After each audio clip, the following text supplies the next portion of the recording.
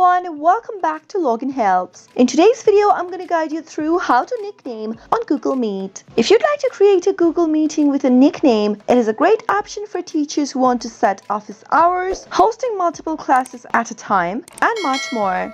Nickname prevents students from entering a Google Meet before you've joined and rejoining a Google Meet after you leave. In order to create a nickname on Google Meet, go ahead and log into your Google Meet account first. Open up a web browser and go to meet.google.com and press enter. Log into your Google Meet account. Once you are in, enter a code or a nickname in the text box right next to the new meeting button.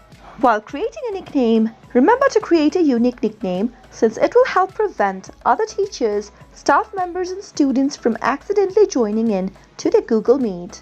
After you're done entering your nickname, click on Join. Soon after you click Join, you'll be able to enter a meeting with the nickname. I hope the tutorial was helpful to you. If it was, go ahead and give us a thumbs up.